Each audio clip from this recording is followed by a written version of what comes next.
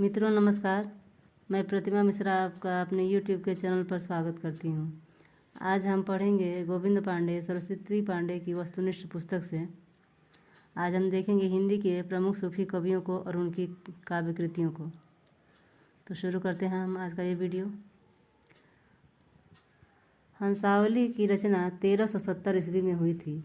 इसके कवि असायत हैं। इसमें प्रयुक्त भाषा राजस्थानी है और ये दोहा चौपाई छंद में लिखा गया है। चंदायन की रचना 1379 ईस्वी में हुआ। इसके कवि हैं मुल्ला दाऊद और ये अवधी भाषा में लिखा गया है और इसमें प्रयुक्त चौपाई और दोहा छंद है। लखम सेन पद्मावती 1459 ईस्वी में लिखा गया। इसके कवि हैं दामोदर कवि। इसमें प्रयुक्त भाषा राजस्थानी है और ये चौपाई दोहा में लिखा गया है छंद में।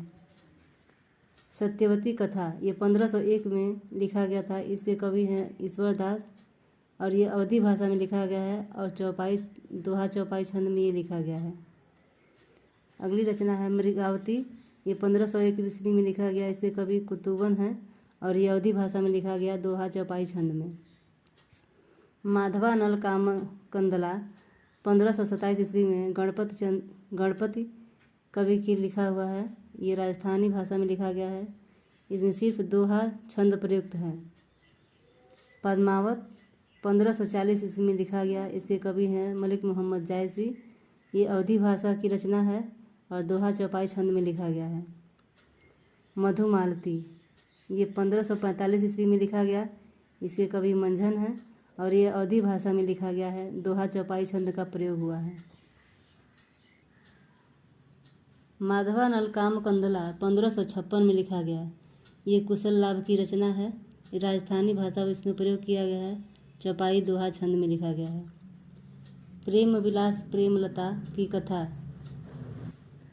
1556 में लिखा गया। इसके कवि हैं जटमल। ये राजस्थानी भाषा में लिखा गया है। रूप मंजरी इसकी रचना 1568 में हुआ। इसके कवि नंद दास हैं। इनकी रचना की भाषा है ब्रज भाषा और ये दोहा चौपाई छंद में लिखा गया है। माधवानल कामकंदला 1584 ईस्वी में लिखा गया। इसके कवि हैं आलम कवि और ये अवधी भाषा में लिखा गया है। दोहा चौपाई छंद का और सोरठा का इसमें प्रयोग हुआ है। अगली रचना है चित्रावली।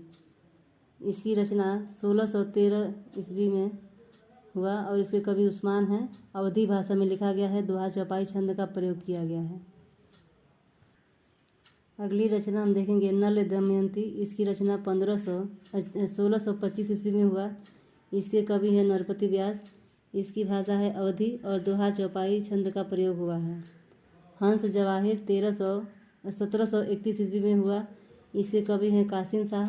इनकी भाषा है अवधी और ये दोहा चौपाई छंद में लिखा गया है। अगली रचना है इंद्रावती 1744 ईस्वी में लिखा गया।